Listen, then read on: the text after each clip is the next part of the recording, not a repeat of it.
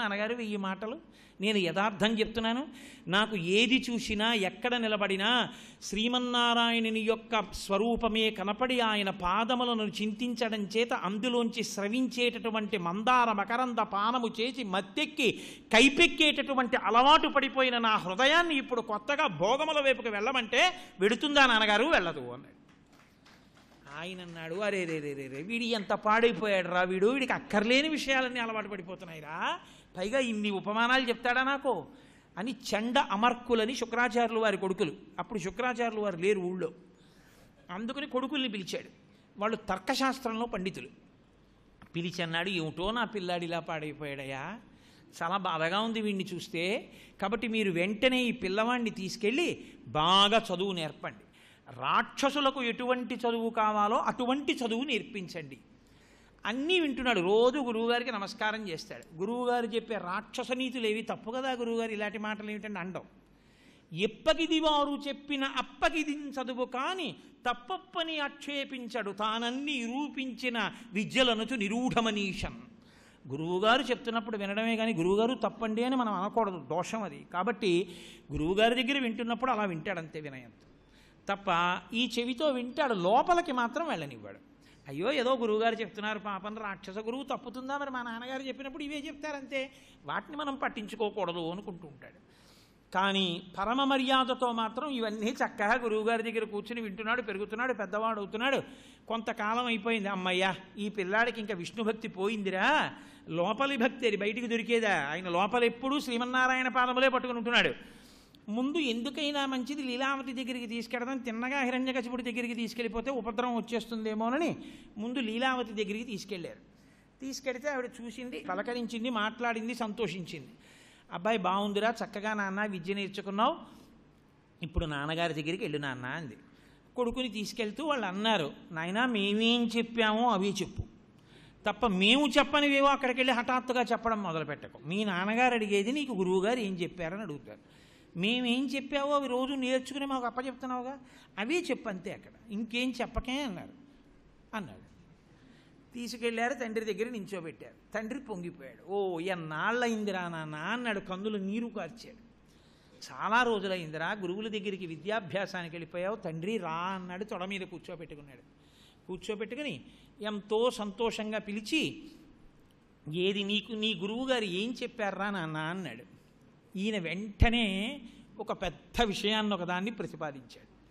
చదివించిరి ననుగురువులు చదివితి ధర్మార్థముఖ్య శాస్త్రంబులునే చదివినవి కలవు పెక్కులు చదువులలో మర్మమెల్ల చదివితి తండ్రి అన్నాడు.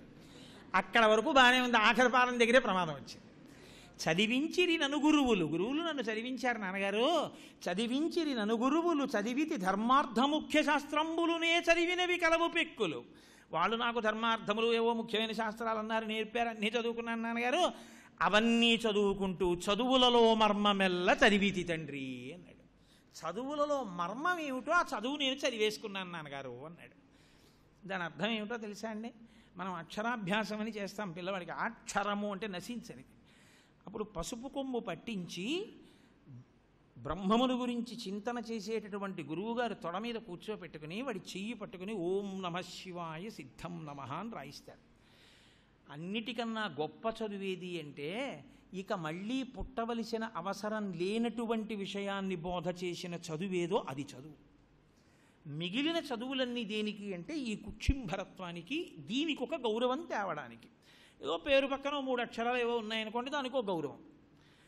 పేరు పక్కన 2 అక్షరాలు ఉన్నాయనుకోండి, ఒక గౌరవం. అవి కుక్షింభరత్వం, ఈ కడుపు నిండడానికి పనికొస్తాయి, బాహ్యంలో ఏదో గౌరవం తేవడానికి పనికొస్తాయి. అంతేకాని అవి లోపల ఆత్మోన్నతిని కల్పించవు, మళ్ళీ పుట్టవలసిన అవసరం లేనటువంటి స్థితిని కల్పించవు. కాబట్టి నాన్నగారు వీళ్ళు చదివించిన చదువులు కొన్నున్నాయి, నేను చదువుకున్న చదువు ఒకటి ఉంది, అది చదువులలోని మర్మమెల్ల చదివితి తండ్రి. ఏమిటా చదువు అంటే, ఏ చదువు నాకు వంట పడితే ఇక నేను మళ్ళీ పుట్టవలసిన అవసరం ఉండదో అటువంటి చదువు నేనే చదువుకున్నాను నాన్నగారు అన్నాడు. అమ్మ బాబోయ్ ఇదేదో కొంచెం తేడాగా ఉంది, ఆఖరి పాదమే అని గురువులు భయపడుతున్నారు. ఆయన అన్నాడు, నాన్న నీకు గురువులు అనేక శాస్త్రములు నేర్పారంటున్నావు కదా, నీ మనసుని హత్తుకుని ఉండాలిగా ఏదో ఒకటి. నీకు ఏ శాస్త్రంలో నీకు బాగా నచ్చినదైనా సరే ఆయన అన్న ఒకే ఒక్క మాట అదే. గురువుగారు చెప్పిన శాస్త్రాల్లోంచి చెప్పు అని ఉంటే ఆయన అదే చెప్పుండేవాడు. ఆయనకి అసత్యం పనికిరాదు ప్రహ్లాదుడికి. నీ మనసుని బాగా హత్తుకున్నదేదో అది చెప్పు అన్నాడు. అంటే ఇప్పుడు ఆయనకి హత్తుకున్నది ఈ చదువు కాదు. అందుకని ఆయన అన్నాడు, తనుహృద్భాషల సఖ్యమున్ శ్రవణమున్ దాసత్వమున్ వందనార్చనముల్ సేవయు సంకీర్తనంబు చింతనం మరడి 9 భక్తి మార్గముల సర్వేషున్ శ్రీహరిన్ నమ్మి సజ్జనుడయ్యుండుట భద్రమంతు తలుచున్ కంబు దానవేశ్వర అన్నాడు. నాన్నగారండి లోకంలో 9 భక్తి మార్గములను ఉన్నాయి. శ్రవణం కీర్తనం విష్ణోహ స్మరణం పాదసేవనం అర్చనం వందనం దాస్యం సఖ్యం ఆత్మనివేదనం. అవే శ్రవణం కీర్తనం విష్ణోహ స్మరణం పాదసేవనం అర్చనం వందనం దాస్యం అంటూ వాటినే ఆంధ్రీకరించినప్పుడు పోతన గారు చూపించారు. 9 భక్తి మార్గములు అంటారు. ఈ 9ంటిలో దేన్ని శ్రద్ధగా పట్టుకున్నా ఈశ్వరుడి దగ్గరికే వెళ్ళిపోతారు. అందుకే శ్రవణం శ్రద్ధగా విని పరీక్షిత్ మోక్షాన్ని పొందాడు. కీర్తనం పరవశించి భగవత్కథ చెప్పి శుకాచార్యుల వారు మోక్షాన్ని పొందారు. స్మరణం భగవంతుణ్ణి ఎప్పుడూ స్మరించి ప్రహ్లాదుడు మోక్షాన్ని పొందాడు. స్మరణం పాదసేవనం ఎప్పుడూ ఈశ్వరుడు యొక్క పాదములు ఒత్తడం వల్ల లక్ష్మీదేవి ఆయన గుండెల్లోకి వెళ్ళిపోయింది. ఆవిడ పాదముల దగ్గర కూర్చుంటుంది, ఆయన గుండెల్లో పెట్టుకున్నాడు. కాబట్టి పాదసేవనం అర్చనం పృథు మహారాజు గారు అర్చన చేసి ఆయన మోక్షాన్ని పొందాడు. వందనం ఎలా నమస్కారం చెయ్యాలో అలా నమస్కారం చేసి అక్రూరుడు మోక్షాన్ని పొందాడు. వందనం దాస్యం హనుమ ఈశ్వరుడికి దాస్యాన్ని ప్రకటించి హనుమ అంత గొప్ప వైభవాన్ని పొందారు. సఖ్యం స్నేహంతో అర్జునుడు ఆ స్థితికి వెళ్ళాడు. ఆత్మనివేదనం బలిచక్రవర్తి. కాబట్టి 9 భక్తులకి 99 ప్రతినిధులు. ఏ ఒక్క భక్తి మార్గాన్ని పట్టుకున్నా ఈశ్వరుడి దగ్గరికే పెడతారు నాన్నగారు. ఈ 9 మార్గములను పట్టుకుని సచ్చీలుడై శ్రీమన్నారాయణుడు భక్తుడై జీవితాన్ని జరిపించుకోవడమే భద్రమంచు తలచున్ కంబు దానవేశ్వర. నేను ఇదే భద్రమైనటువంటి జీవన విధానము అని నమ్ముతున్నాను నాన్నగారు అని చెప్పి ఈ పద్యం చెప్పాడు. చెప్పి ఆయన తెల్లబోయాడు. ఇదేమిట్రా ఇంత చదివించాం, ఇన్నేళ్లు చదివాడు, మళ్ళీ ఇలాంటి పద్యాలు మొదలెట్టాడేమిటి అనుకుంటున్నాడు. అంటూ ఆయన అన్నాడు, నాన్నగారు ఇది లేకపోతే మిగిలిన చదువులు ఎన్ని ఉండని, ఎంత ఐశ్వర్యం ఉండని, ఎంత పాండిత్యం ఉండని, ఎన్ని గొప్ప విషయాలు ఉండని లోకంలో, అది లేకుండా ఒక్క భక్తి లేకుండా మిగిలినవన్నీ ఉన్న వాళ్ళ జీవితాలు ఎటువంటివో తెలుసా? అంధేందూదయముల్ మహాభదిర శంకారావముల్ మూక సత్గ్రంథాఖ్యాపనముల్ కృతజ్ఞావళి బంధుత్వంబులు నపుంసక వధూ కాంక్షల్ భస్మ హవ్యంబులు లుబ్ధద్రవ్యంబులు క్రోడ సద్గంధంబుల్ ఇవి హరిభక్తి వర్జితుల వృధారిక్త సంసారముల్ అన్నాడు. అంధేందూదయముల్ ఏదో పండు వెన్నెల కాస్తోంది. పుట్టుకతో గుడ్డివాడు ఒక ఆయన. ఆయన్ని పట్టుకెళ్ళి మేడ మీద నించోపెట్టి చూడవయా చంద్రుణ్ణి చూడ వెన్నెల చూడన్నారనుకోండి, ఎందుకది? అంధేందూదయముల్ మహాభదిర శంకారావముల్ పుట్టుకతో చెమిటివాడు ఒక ఆయన. ఆయన దగ్గరికి ఒక శంఖం పట్టుకెళ్ళి చూడబోయి శంఖనాదం ఎలా ఉంటుందో అని మోగించారనుకోండి, ఎందుకది? మహాభదిర శంఖారావముల్ మూక సత్గ్రంథాఖ్యాపనముల్. ఆయన పాపం మహాపండితుడు, బాగా చదువుకున్నాడు, ఎన్నో విషయాలు తెలుసు, కానీ పుట్టుకతో మూగివాడు. ఈయన ఎన్నో చదువుకున్నారండి, ప్రవచనం చేస్తారంటే ఆయన ఏం చెప్పగలరు? మూక సద్గ్రంథాఖ్యాపనముల్ నపుంసక వధువు కాంక్షల్ కృతజ్ఞావళి బంధుత్వంబులు చేసిన మేలు మరిచిపోయేటటువంటి లక్షణం ఉన్నవాడు. అటువంటి వాడితో బంధుత్వం ఉంది. ఇంకో ఉపకారం ఏముంది? మీరేమైనా చేసినా వాడు మర్చిపోతాడు, వాడు మీకు చేసే ఉపకారం ఏముంటుంది? కృతజ్ఞావళి బంధుత్వంబులు భస్మహవ్యములు. పూర్ణాహుతి అయిపోయి ఆ యజ్ఞ వేదంతా బూదితో నిండిపోయింది. ఇప్పుడు అందులోకి పట్టుకెళ్ళి హవిస్సేస్తానంటే ఉపయోగం ఏముంటుంది? లుబ్ధద్రవ్యముల్ చాలా ఐశ్వర్యవంతుడు, కానీ తన జ్వరాన్ని కూడా యువతలవాడికి అరువివ్వడం. జ్వరమే కదరా మేము అడిగింది, అరువు 2 రోజులంటే అది కూడా ఇవ్వడం. ఎందుకు ఉపయోగం? కాల్సిన ఐశ్వర్యం. లుబ్ధద్రవ్యంబులు. వీటితో పాటు క్రోడ సద్గంధంబుల్ మంచి పన్నీరు పాత్రలో పోసి పంది దగ్గరికి పట్టుకెళ్ళారనుకోండి, వాసన చూడమని. ఎందుకు దానికి? దానికి ఒంటి నిండా మురుగుంటేనే బాగుంటుంది దానికి. కాబట్టి క్రోడ సద్గంధంబుల్ పందికి పట్టుకెళ్ళి పన్నీరు పూసినట్టు. నాన్నగారు లోకంలో ఎవరికి ఏవేవి ఉన్నా హరిభక్తి వర్జితుల వృధారిక్త సంసారముల్. ఇదిగో పైన చెప్పిన వాళ్ళు ఎటువంటి వాళ్ళు, హరిభక్తి లేకుండా బతికే వాళ్ళ బతుకరు వంటిదే నాన్నగారు అన్నాడు. తెల్లబోయాడు హిరణ్యకశిపుడు, ఏమిట్రా వీడిని నేర్చుకున్నది ఇదే అని. పైగా అన్నాడు, అసలు నాన్నగారు జన్మ అంటే ఏమిటో తెలుసా?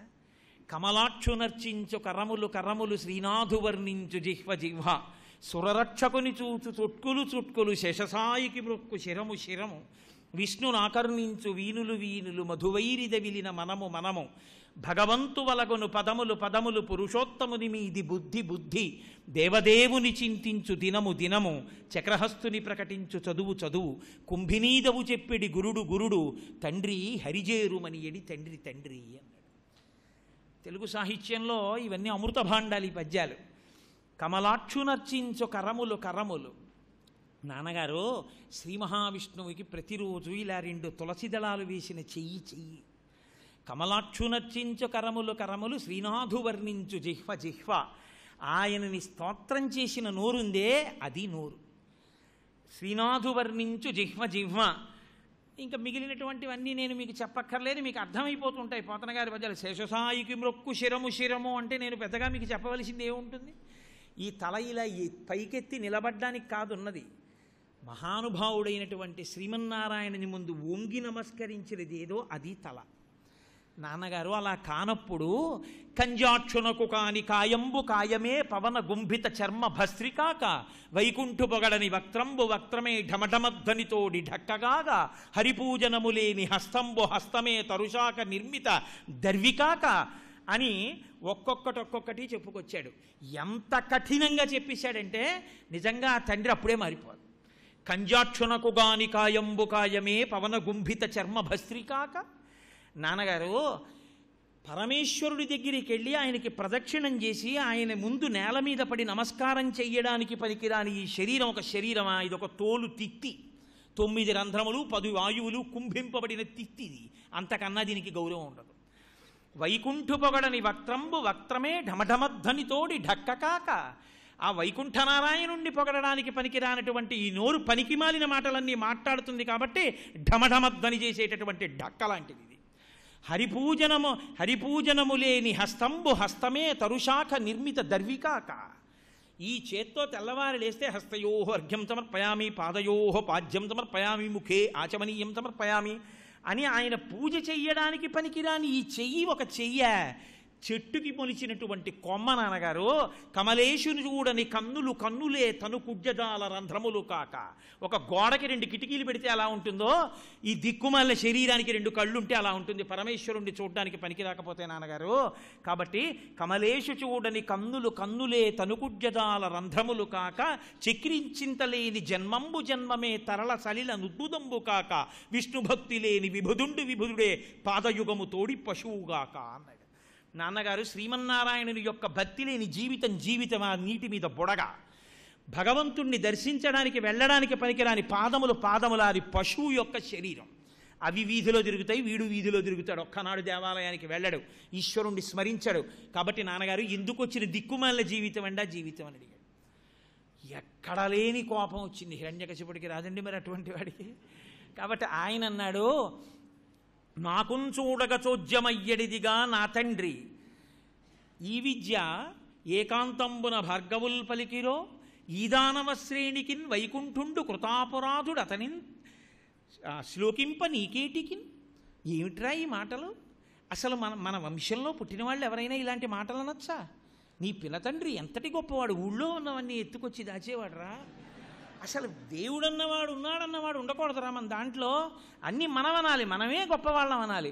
అటువంటిది నాకున్ చూడక చోద్యమయ్యడిదిగా నా తండ్రి ఈ బుద్ధిత నీకున్ లోపలతోచెనో పరులు దుర్నీతులు ప్రసంగించిరో ఏకాంతంబున భార్గవుల్ పలికిరో ఈ దానవ శ్రేణికిన్ వైకుంఠుండు కృతాపరాధుడు అతనిని శ్లోకింప నీకేటికిన్. ఏమిరా ఈ పనులు? ఎంత ఆశ్చర్యంగా ఉందిరా, ఎంత సిగ్గుగా ఉందిరా నిన్ను చూస్తే. నాకు ఇలా అనొచ్చా? ఈ బుద్ధి నీకున్ లోపలతోచనో ఈ బుద్ధి నీకు పుట్టిందా? ఎవరో దుర్నీతులైన వాళ్ళు నన్ను బాధ పెట్టడానికి నీకు ఇలాంటివి నేర్పుతున్నారా? అనుమానం గురువుగారి మీదకి వెళ్ళింది. ఏకాంతంబున భార్గవుల్ పలికిరో, అందరితో కూర్చోబెట్టి ఓ పాఠం చెప్పి లోపలికి తీసుకెళ్ళి నీకు వాళ్ళు నేర్పట్లేదు కదా గురువుగారు. ఇలాంటి వాడికి అనుమానం వస్తే గురువుగారి మీద కూడా విడిచిపెడతాడు. కాబట్టి ఏకాంతంబున భార్గవుల్ పలికిరో ఈదానవ శ్రేణికిన్ వైకుంఠుండు కృతాపరాధుడు తీర్పిచ్చాడు. ఈ రాక్షస జాతికంతటికీ కూడా శ్రీమన్నారాయణుడు అపరాధం చేసినవాడు. అటువంటి వాణ్ణి స్తోత్రం చేస్తావా? తప్పు కదూ. ఏమిట్రా ఈ బుద్ధి నీకు?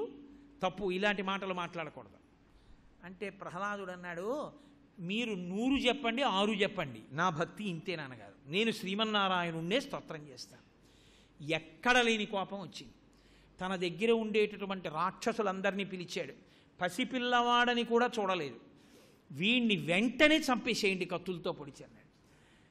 తీసుకెళ్లారు, గబగబా ఆయన్ని కత్తులతో పొడిచేశారు, శూలాలతో పొడిచేశారు, సముద్రాల్లో ముంచేశారు, నవరంధ్రములను మూసేశారు, రాత్రింబవళ్ళు మంచులో నించోపెట్టారు, పెద్ద పెద్ద ఏనుగులతో తొక్కించారు, శస్త్రాస్త్రములతో పొడిపించారు, బండరాళ్ళు ఒంటి మీద పడేసి కుప్పించారు. ఇన్ని చేస్తున్నా పోతనగారి పద్యాల్లో ప్రహ్లాదోపాఖ్యానంలో అద్భుతం. ఆయన అన్నారు, తన్ను నిశాచరుల్ పొడవ దైత్యకుమారుడు మాటిమాటికో పన్నగశాయి ఓ ధనుజభంజన ఓ జగదీశా ఓ సర్వాపన్న చరణ్య అంచు నుతించు కాని తా కన్నుల నీరుతాడు భయకంప సమేతుడు కడుభూవర. సాధారణంగా లోకల్లో మనం ఇలా నిలబడితే ఎవరో కర్ర పెట్టి ఇలా అన్నారనుకోండి, ఇలా అంటాం. ఆయన కనీసం అలా అనేవాడు కాదు. ఆ కొట్టబోయేవాళ్ళు కూడా విష్ణువుని చూసేవాడు, పొడుస్తున్న కత్తిలో విష్ణువుని చూసేవాడు, శూలంలో విష్ణువుని చూసేవాడు. అందుకని ఆయన ఎవరికి మీద శత్రుత్వం ఆయనకి శత్రుత్వం లేదు. ఇదే పరమాచార్య స్వామి వారికి నచ్చిన విశేషం. ఎంత గొప్పవాడన్నారు ఆయన. నువ్వు తన్ను నిశాచరుల్ పొడవ దైత్యకుమారుడు మాటిమాటికో పన్నగశాయి. శూలం పెట్టి పొడుస్తుంటే విష్ణువు వచ్చి తగులుతున్నట్టు ఉండేది. ఓ పన్నగశాయి ఓ ధనుజభంజన ఓ జగదీశ ఓ సర్వాపన్న చరణ్య అంచు నుతించు కాని తా కన్నుల నీరుతాడు భయకంప సమేతుడు కాడు భూవర. కన్నులు నీరు తెచ్చుకోడు, భయం ఉండదు, ఉనికిపోడు. ఓ శ్రీ మహావిష్ణువుని కీర్తన చేసి పొంగిపోతున్నాడు ఆనందంతో. ఎన్ని చోట్ల ఎన్ని రకాలుగా హింస పెట్టి బాధించినా చచ్చిపోడు. స్వయంగా హిరణ్యకశిపుడే మాయాస్వరూపాలు ధరించి భయపెట్టడానికి దగ్గరికి వచ్చాడు. నాగుపాములతో కరిపించాడు, ఏనుగులతో తొక్కించాడు, ఆభిచారిక హోమాలు చేయించి ఆ శక్తులను ప్రయోగించాడు. ఎన్ని చేసినా అప్పుడు కలిసి సింహాచల క్షేత్రం వచ్చింది. సముద్రంలో ముంచేసినప్పుడే ఆయన ప్రహ్లాదుడు ప్రార్థన చేస్తే శ్రీ మహావిష్ణువు ఆకాశంలోంచి ఆవిర్భవించి ఆ కొండ మీద సాక్షాత్తుగా సింహాచలం ఆకాశంలోంచి చూసినప్పుడు సింహంలా ఉంటుంది కాబట్టి ఆ సింహాచల క్షేత్రం మీద దిగి మహానుభావుణ్ణి ప్రహ్లాదుణ్ణి సముద్రంలో ముంచినప్పుడు రక్షించి ఇక్కడ నేను వెలుస్తున్నానని చెప్పి వెలిసి తర్వాత ఊర్వశీపురూరువులకు కనపడి చందనం చేత అలంకారం చేయబడ్డారు. ఇప్పటికీ ఆయన ఏ స్తంభంలోంచి వ్యక్తమయ్యారో ఆ స్తంభము ఆ క్షేత్రాలు అన్ని అహోబల క్షేత్రంలో ఉన్నాయి. ఆ నారసింహ క్షేత్రాలు నవనారసింహులు అంటారు. కాబట్టి అదిగో మహానుభావుడు ప్రహ్లాదుడు ఇంత బాధ పెడుతున్నా అస్సలు ఏ విధమైనటువంటి బాధ పడలేదు. పారడు లేచి దిక్కులకు బాహువులొడ్డడు బంధురాజులో దూరడు ఘోరకృత్యమని దూరడు తండ్రిని మిత్రవర్గముంజీరడు మాతృసంఘము వసించు సువర్ణ గృహంబులోనికిందారడు కావరేయనడు తాపమునొందడు కంటకింపడు. అది ప్రహ్లాదుడంటే. అసలు అటువంటి వ్యక్తి లోకంలో ఉండరు. మహానుభావుడు ప్రహ్లాదుడంటే. ఆయన ఇదేమిటి నన్ను ఇలా పొడి చేస్తున్నారని ఇలా చేతులు అడ్డు పెట్టుకోడు. పరిగెత్తుకుంటూ పారిపోయి ఏదో బంధువుల మధ్యలోకి వెళ్ళిపోయి నన్ను బాధ పెడుతున్నారు చూడండి, రక్షించండి బాబాయ్, రక్షించండి పిన్ని అండి ఎవరిని. పోని ఘోరకృత్యమని దూరడు తండ్రిని, నాన్నగారు ఏంటండి కొడుకుని నన్ను ఇలా చంపేస్తున్నారండవు. మిత్రవర్గముంజీరడు స్నేహితుల దగ్గరికి వెళ్ళి చూడండిరా ఎవరై నన్ను ఎంత బాధ పెడుతున్నారో అండవు. మాతృసంఘము వసించు సువర్ణ గృహంబులోనికిందారడు తల్లులుండేటటువంటి బంగారు మేడల్లోకి పరిగెత్తి అమ్మ నాన్న నన్ను చంపేస్తున్నాడమ్మా అనడు. తాపమునొందడు ఏమీ బాధపడడు. కావరే అనడు రక్షింపమని అడగడు. కంటకింపడు ఏమీ బాధపడడు. చావడు. హిరణ్యకశిపుడికి పెద్ద సమస్య ఉత్పన్నమైంది. ఆయన చెప్పుకున్నాడు ఆంతరంగికులతో, ఏమని చెప్పనరా, ముంచితి వార్ధులన్ గదల మృత్తితి శైలతటంబులందు ద్రొబ్బించితి అస్త్రరాజి పొడిపించితి నిభేంద్రపంక్తి రొప్పించితి ధిక్కరించితి శపించితి ఘోర దవాగ్ని త్రోయించితి పెక్కు కష్టముల పాల్చేసితి చావడిదేమి చిత్రమో అన్నాడు.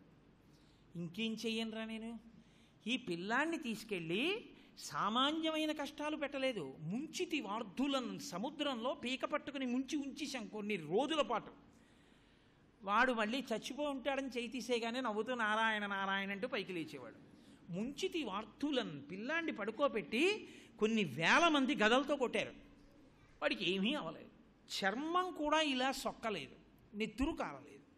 గదల మృత్తితి శైలతటంబులందు ద్రొబ్బించితి పెద్ద పెద్ద పర్వత శిఖరముల మీదకి తీసుకెళ్ళి అక్కడి నుంచి కిందకి తోయించేశాను. అయినా వాడికి ఏం దెబ్బ తగలేదు. శస్త్రరాజు పొడిపించితి. అస్త్రం అంటే మంత్ర సంబంధం, శస్త్రం అంటే చేత్తో వాడతారు, కత్తి, శూలం, గద ఇటువంటివి, వాటన్నిటినీ పెట్టి కొట్టించారు.